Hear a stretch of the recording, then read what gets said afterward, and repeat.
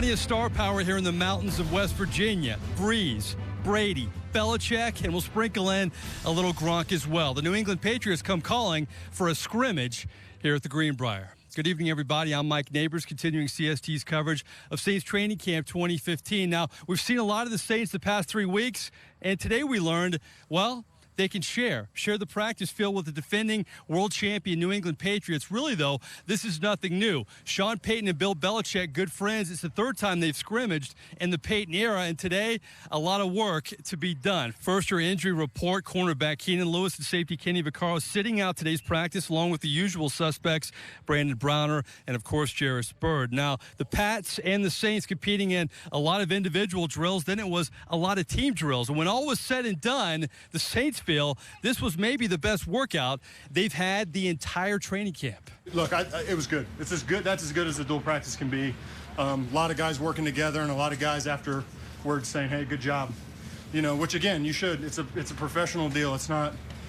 This isn't a grudge match. This is a bunch of guys, if you're smart, if you're professional, trying to get better. It's that point in camp where it certainly breaks up the monotony. You know, you get tired of going up against your guys day in and day out. You kind of get a new defense, you know, a new scheme, new personnel. So you're kind of on high alert. You know, I mean, it does kick it up a notch. You know, I thought it was good work with those guys. I think both teams got a lot out of it. Certainly, I know it was beneficial for us. So the Saints getting in some work today against the Pats. One thing we didn't see, though, how about fighting? It's something we have seen a lot of in this preseason of NFL football. You know, a few weeks back, the Redskins and the Titans fought so much, they actually had to end that scrimmage.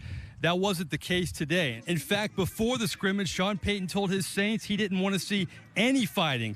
Obviously, his players listened. 3 scrimmages down with the Patriots over the years, and we haven't seen anything close to a fight. It's clear both teams just wanted to get a lot accomplished out here on the practice fields. It's a big reason why we're practicing with them a third time. You know, it's been we know it's going to be about improving. Both teams are trying to get better. We're both trying to do the same thing at this period of training camp. And, that's unfortunate when you see it happen with other teams. And clearly when you put a team on television like Hard Knocks and then practice with someone else, we've seen that formula 2 years in a row. Yeah, it's very rare in this day and age of fighting this preseason to have 2 football teams out here pushing and shoving for a couple hours and not having anything close to any fight at all. But that's really the Patriots and Saints way over the years. 2 organizations that mirror each other in many ways. Our programs are real similar. You know, Belichick and Coach Payton, they're similar how they discipline us and how they're strict in coaching us. So I think it's very similar. I think that's why we practice well together. Kindred spirits, these Saints and these Pats. The Patriot way has been the right way for Sean Payton since he took over in New Orleans. What they've been able to accomplish, and I've said this before, we got hired in 2006, and we looked closely at their model. And if you didn't, you were foolish. Their success, their staying power has been really unprecedented. Both franchises have super coaches, Hall of Fame quarterbacks, but also share their fair share of troubles with the NFL. The Saints, of course, had Bountygate, the Pats had Spygate, and now we're owning Deflategate. Yeah, I feel fine. I talked with him a little bit before practice, and he's going through it. This is something that no player wants to go through, to have to, go back and forth between a court and to come back to practice and, to have that sort of distraction. But I think this will be something that will pass over as well as anything else. And in a month or so, we want to be talking about it. It's unfortunate, both those situations. I know this. All we can worry about is the opportunity we have to practice against these guys and to get better as a team. And I know they're looking at it as the same approach. So that's really where our focus is. So the Saints see themselves in the Patriots, but do the Pats see any who-dat in their building? Yeah, sure. We look at a lot of things that they do and a lot of other great organizations in this league and try to, if we can find things that can help us, or we feel like they have a good idea or a good way of doing things, we certainly investigate it. Sometimes it works for us, sometimes it doesn't, but yeah, I think, certainly we always look at what Sean does. It's a copycat league, but when it comes to New England, New Orleans sees an organization worth copying in all areas. Just go from A to Z. You look at the roster makeup, the type of player they sign, decisions they make with regards to free agency and the draft. They've adapted over the years. You've seen them defensively, philosophically change. You've seen them offensively change, and yet they've always been able to, make an adjustment that they need, overcome injury. But they've always, I think, number one, found that right type of player. Okay, not exactly a New England, New Orleans love fest, but pretty close. These two teams clearly respect each other. For more perspective on these two football teams, we bring in today's CST camp counselor. How about Nick Underhill of the New Orleans Advocate? Now, he covered the Patriots before he arrived in New Orleans. His takes on both teams next as our coverage continues from here at the Greenbrier. Saints Training Camp is brought to you by Take 5 Oil Change, the fastest oil change on the planet, and by Louisiana Cat, your statewide dealer for Caterpillar equipment in Louisiana.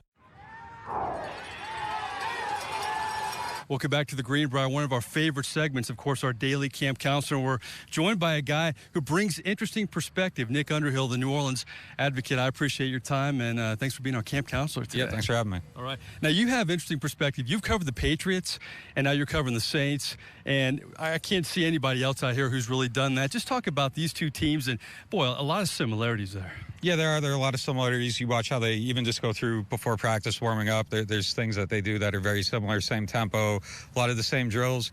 I guess where the differences would come in is just kind of how they treat their personnel. The Patriots are definitely a lot more ruthless. They'll just get rid of guys really quick. Like Vince Wilfork, I can't see leaving the Saints, but I mean, just in that regard, that's where you see some differences. But the coaching, they both come from the Parcells tree. There's just a lot going on there where there's similarities. I feel for you, my friend, because you know what? So many guys get lucky and they cover Rex Ryan.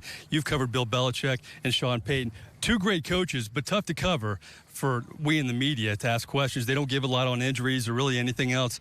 Who's tougher, Belichick or Payton? Yeah, no question, Belichick. Coming back, listening to him talk today, I kind of got some cold sweats. It was like, I don't want to go back to this life. Yeah, I mean, I know Payton has a reputation, but just my bar is set with Belichick, and Sean is way ahead of it, so I would much rather deal with Payton on a daily basis than Bill Belichick. Besides press conference, though, these guys have a lot in common, don't they? Yeah, they do. I mean, they aren't going to give you too much. They're not going to give stuff away. Sean, from our perspective, is maybe a little more respectful of the media than Belichick, but just seeing them out here together, it's just you can tell that they got a lot of the same ideals on how an organization should be run. All right, Nick, two good coaches, two Hall of Fame quarterbacks. You have Brady, you have Breeze. Now, contrary to the coaches, they give us great sound bites, but how would you differentiate covering a Breeze and a Brady? Well, even their style of plays are different. Brady's more of a, I'd say, lateral attack, and the Saints maybe go a little bit more horizontal. Just watching them today, you can see that too. Breeze was throwing it deep, and Brady's just more efficient underneath stuff. He's not going to miss those throws. I had Breeze today. He looked pretty good, 20-27 against these guys. I had Brady at 10-14, was sacked 4 times. So I thought the Saints played pretty well. The only time where you saw some troubles was when New England went up tempo, and they kind of turned it on, and the defense was scrambling a little bit. Pretty special stuff, though. I mean, I know we have to be objective in the media, but when you see two Hall of Famers run the 2-minute drill back-to-back, that was unusual stuff. Yeah, that's a treat. I mean, you don't get that stuff all the time. That's why these joint practices are so great. Just even for fans, they come out, see two great teams, two great quarterbacks. It's just a really fun time, and it's a good way to end our time up here, which has kind of got a little bit grueling after 21 days. And then to get these 2 days at the end it's a nice treat. All right, Nick, I'm asking all my camp counselors this. A lot of ifs on this New Orleans Saints team, more so than we've seen in recent memory. If you would give me one if that really stands out for you, if they do this, they'll be successful this year, what would that be for you? Well, it just comes to personnel. If C.J. Spiller's healthy, he gets up to speed by week 1 from that knee surgery, that'll be big. If he doesn't, that could linger. That could hurt the offense a little bit. They need that satellite back, that Darren Sproles type to kind of open things up deep.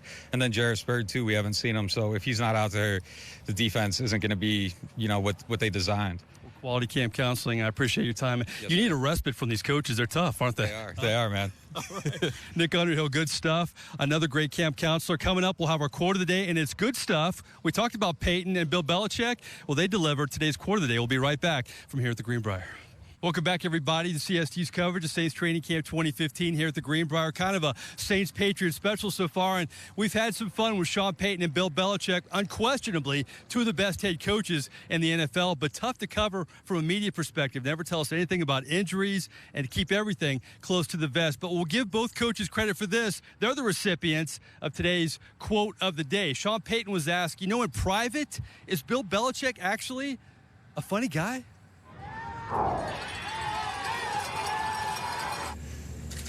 I don't know. I mean, I think I have a good relationship with him. I think he makes me laugh when I'm watching him talk to you. Yeah, I feel the same way. Oh, the always snarky Bill Belichick, a shocker. He actually provided half of today's quote of the day. Well, I'd like to thank Nick Underhill from the New Orleans Advocate for being today's CST camp counselor. I'm Mike Neighbors. We'll see you again on Thursday for more fun with the Saints and the Pats.